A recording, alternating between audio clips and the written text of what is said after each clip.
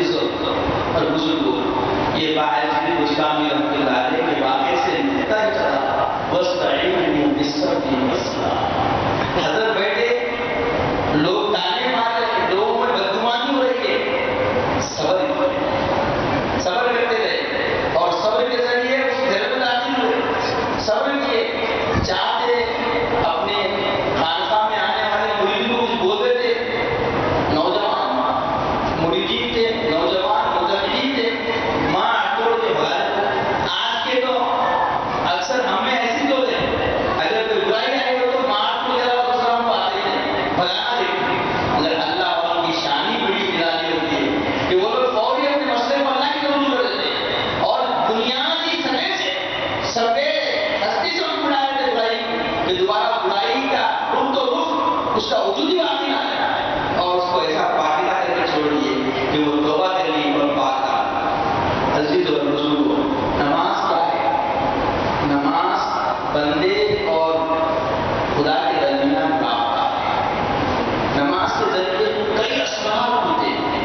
روایت میں آتا ہے پیارے آقا علیہ السلام کا ارشاد ہے کہ جب بندے مومن خشوع و خضوع کے ساتھ خالصاً للہ نماز پڑھتا ہے تو اللہ جل جلالہ اس کے ہر رکن اور ہر ادائی کی تلاوت کے اوپر جنت کے 8 دروازے کھولتا ہے. کتنے دروازے؟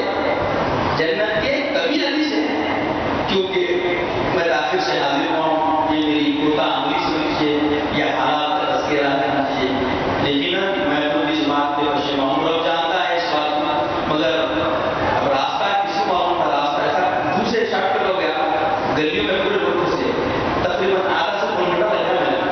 خیر معاملہ ہوتا ہے ایسا، مولا کی مرضی ہے. کچھ پچھلے وقت تو کچھ مدرسے کی غرض و غایت کی وجہ سے تشنگی طلب ہے انسان، اس میں پڑھے مایا محبت انسان کو ہوتی ہے.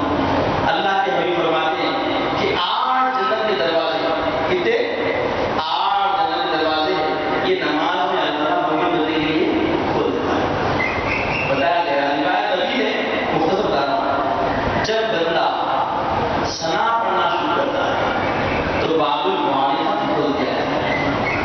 دروازے کا نام ہے، جنت کے دروازے کا نام ہے باب المعارفہ. جب بندہ ثنا شروع کرتا ہے سبحانک اللہم و بحمدک و تبارک اسمک و تعالی جدک و لا الہ غیرک، اللہ تعالیٰ معرفت کے خزانے مومن بندے کے سینے بھر لیتا ہے. اسرار معرفت اس پہ اللہ تعالیٰ منتشر کرتا ہے. اور جب بندہ تسمیہ پڑھتا ہے بسم اللہ